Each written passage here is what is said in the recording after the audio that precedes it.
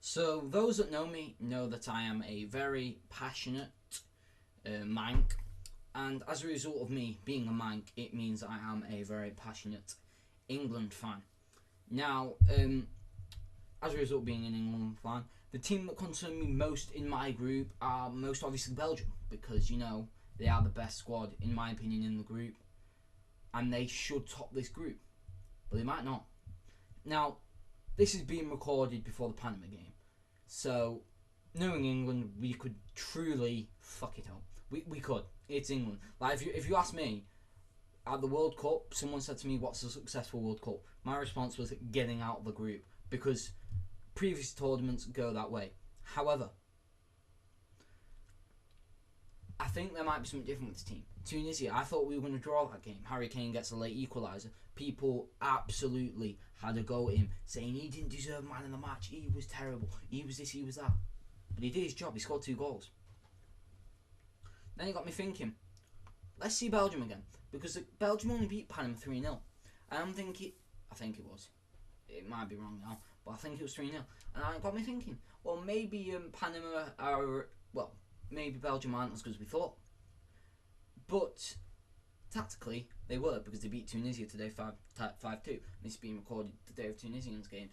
And it was especially that because I watched it all, especially that second Tunisian goal, right at the end, it got me. This is how you beat Belgium. So what I've done is I've watched the 2 Belgium games, and I've actually looked, and I've watched them over and over again for about, well, I wouldn't say over and over again, I watched them back to back for 3 and a bit hours. But to be honest, I enjoyed it. It was good fun actually. But I've watched them, and so as a result, I've picked up where the strong points are, where the weaknesses are, and that's what we're going to do. Because the first thing you have to do when you are discussing a tactical masterclass is you have to focus on on the team that you're trying to beat's strengths and the team that you're trying to beat's weaknesses. So as you'll be seeing through this video, I'm going to have I'm going to have like a team sheet in a minute of what I think the Belgium lineup will be, what the England lineup was from the first game. Well, I think I'll go with that one, but I'll discuss it a bit later, and what I would do. But first of all, we need to talk about Belgium. So Belgium, what are their strengths? Well, their strengths are counter-attacking and Kevin De Bruyne. However, on the topic of Kevin De Bruyne, he's not actually had a good World Cup in my opinion. He's had an alright World Cup. Now that may be due to fatigue, bearing in mind he played a lot last season for Man City when they did their record-breaking season, winning the Premier League with 100 points. But a lot was made of it. And so as a result, I don't actually think he's had that much of a World Cup. But you have a lot of other things, and it's like, if England play in a specific manner, they will beat Belgium easily. I have no doubt about that. So when we're discussing this, I think we need to also mention their weaknesses. Their fullbacks. Belgium play a 3-2-3 formation. No, 3-5. No, a 5-2-3 formation. There we go. Get it. Third time lucky as always. They play this formation, and it's a very interesting formation because yes, it's good, but it's quite opposite. It's like Gary Neville said. I was watching that Tunisia match, and he said during that Tunisia match, when you're playing a 5 at the back, I prefer one of your fullbacks to be a winger that can attack more. That's what he said. That's what his preference was. Might have been Phil Neville, one of the two. Can't remember. Both idiots, don't like them. But as I was saying, and that's what I took, and I took that from it, and I realised, well, hang on a minute. And especially that second goal, where Carrasco is caught out attackingly. The Tongan's got 2 men. He's caught in a world. Boyata is just not a defender. Let's really. If Vincent Kompany was fit, he would be getting in there. Let's not lie, he would. So as a result, I've compiled all that. So the fullbacks is a good place to hit. Another place to hit, attacking wise, their 4 key attacking players: Hazard, Lukaku, Mertens, and De Bruyne. Like I say, De Bruyne's not playing well. Mertens is overrated. All he's done is that. Alright, it was sensational goal against Panama. That was a very good things. Lukaku's first touch is very poor, so maybe we can press him on his first touch, get him to make mistakes, and what's his name? Hazard can disappear. You can. He's not been that very good for Chelsea last season. He can disappear, and I'll get on that to touch you. But De Bruyne, he's what I want to focus on for a minute or a few seconds. De Bruyne is a quality attacking player. You saw that with what was it? That pass in the Panama game. That outside the boot one. We saw it. That was a quality, and when I mean quality, that was a sensational pass. Like that might even get assist of the tournament because that was really good. You can't say it wasn't. It was really good. But what I'm going to say is like I say, he's not played very well. So this is how we do. And I think we can.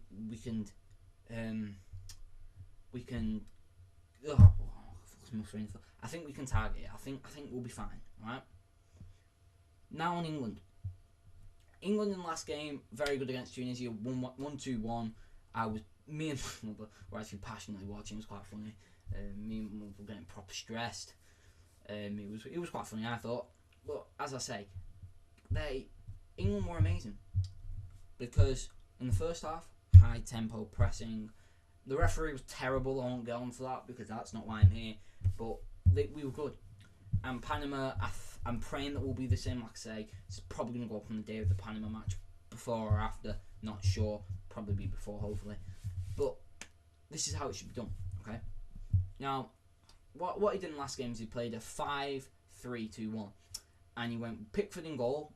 I would have gone Butland, but it doesn't matter. He went with Maguire, Stones, Walker, Young, Trippier, Henderson, Ali, Lingard, Sterling, and Kane. That was his squad, and I honestly, it was the right squad. It was the right squad. Now, and this squad is very good. I think you should pick the same squad against Panama, but not against Belgium, and here's why. What I would personally do is I'd switch up the formations. I'll be here right now. Is I would go for I'd go for a 5-2-3. That's what I'd do. I'd have the back five as it was before. I'd have Lingard and Henderson, mainly because Dele Alli recently has picked up a knock in the Tunisia game. He might be injured, he might not be. Would I risk him? No.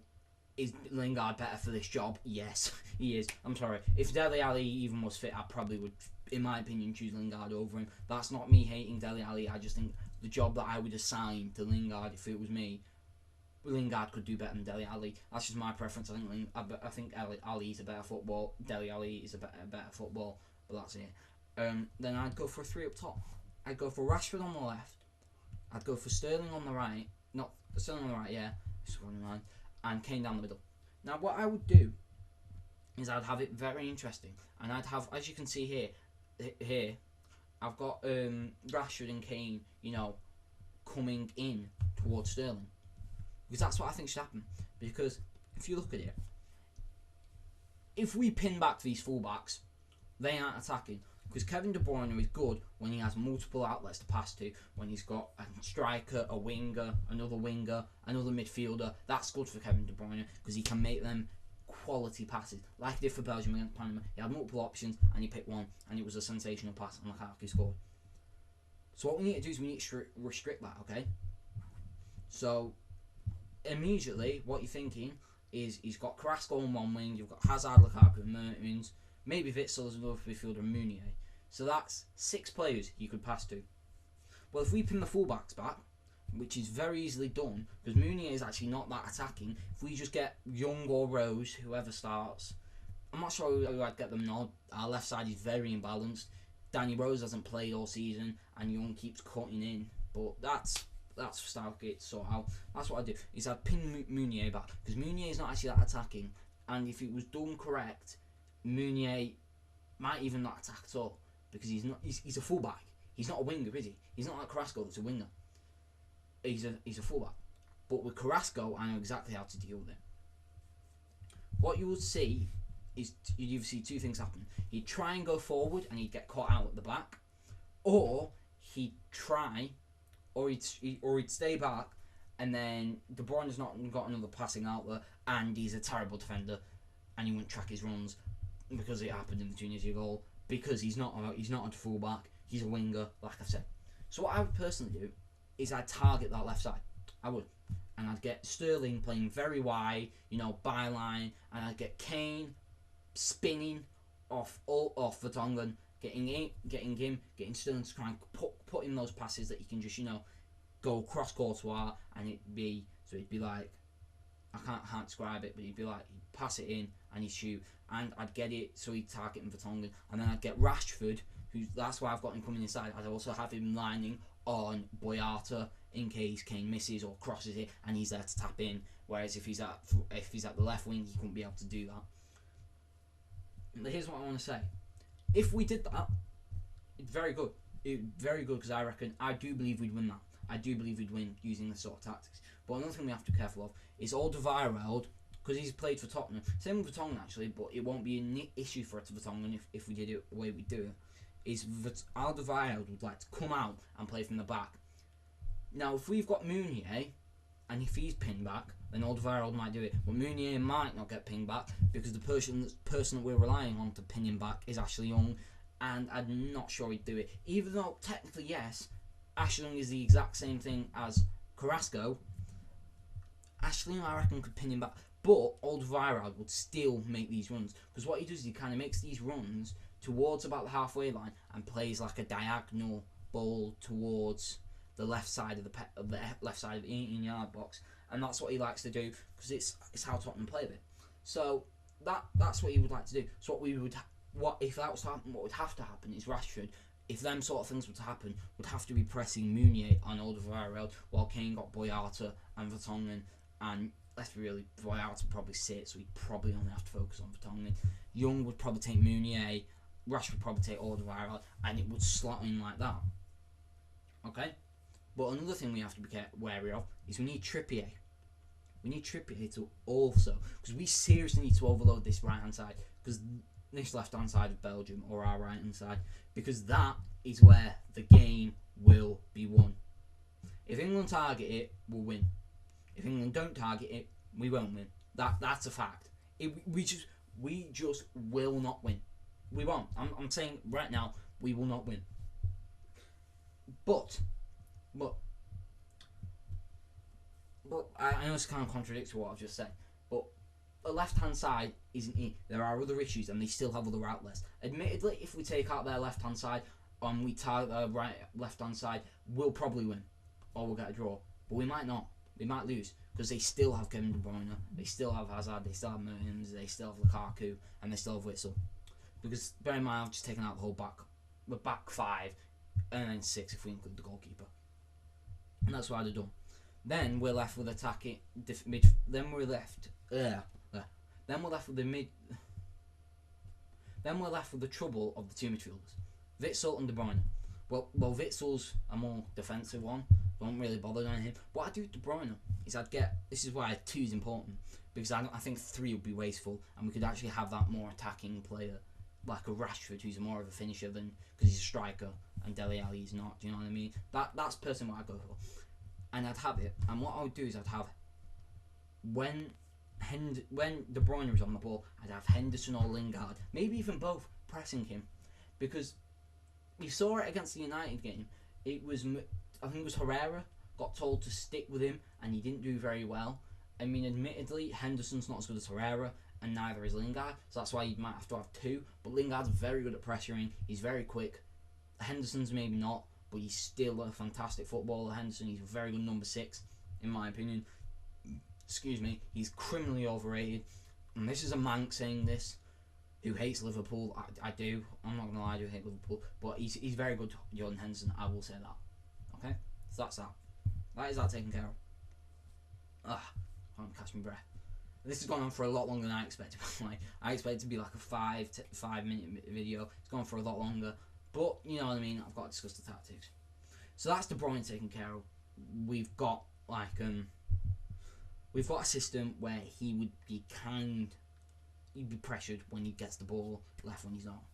So now we've got the 3 attacking players, and we've only really, in my opinion, got 3 defenders left. We've got Maguire, Stones, and Walker. I won't change it. It's perfect. It was perfect. Let's not lie. Maguire is a belting centre half. Walker If he should play centre half, City shouldn't play full back. What City should do is they should sign Trippier or make Danilo better. Probably sign Trippier or another right back and get Trippier playing right wing back, Walker playing, and then we can play with 3 at the back because Walker is a sensational centre back. He's a better centre back than a full back, my opinion.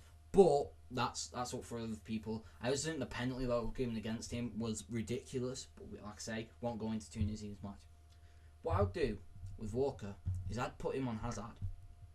Now we saw it last season, well the season before last, when Chelsea came to United's ground and lost 2-0, and Hazard and Herrera man-marked Hazard. In my opinion, Walker's better at defending than Herrera. He's faster than Herrera. Alright, he's not as attacking, but then again, you don't need to be for man-marking someone. I think Walker is very capable of doing the job of what Ander Herrera did to Eden Hazard. And once you lose Eden Hazard, there goes another threat. Goodbye. And we're one step closer to winning the game. Now you've got 2 attacking players left, 2 centre backs. You've got Lukaku and Mertens. Mertens, I think, is overrated. I really do think he's overrated. I think he's surrounded by quality players at Napoli. People like, Hamsik, Jorginho, Insigne, Maurizio Sarri, who's a fantastic manager, looks like he's going to Chelsea. Like I say, I won't touch on. I think he's surrounded by quality. He's a bit like Raheem Sterling. Sterling, in my opinion, is good, but he's not as good as people make him out. I think he's surrounded by quality, so as a result, produces quality. But he's still a banging footballer, both of them. I think he's a bit overrated, and I think if Dries Mertens was left on his own a bit, sometimes what you do is you'd have Maguire on Mertens a bit, and you'd have him pressing when he gets to dangerous areas. But Lukaku's the main one we need to focus on. Lukaku's got 4 goals in 2 games. Sensational. In my opinion, Lukaku's criminally overrated, and that's because of his poor first touch. Well, maybe if De Bruyne is getting pressured, Witzel's got the ball, and Hazard's out the game, Mertens might be doing his own thing. Maybe if it's passed to Lukaku, maybe we could wait for the pass to be played and then pressurise him. Because then I believe if we pressurise him, he'll make a sloppy first error, and then we might get a chance, win the ball back, counter, furthermore. So that is what I would do, personally. And that's, in my opinion, that's everything that needed to be done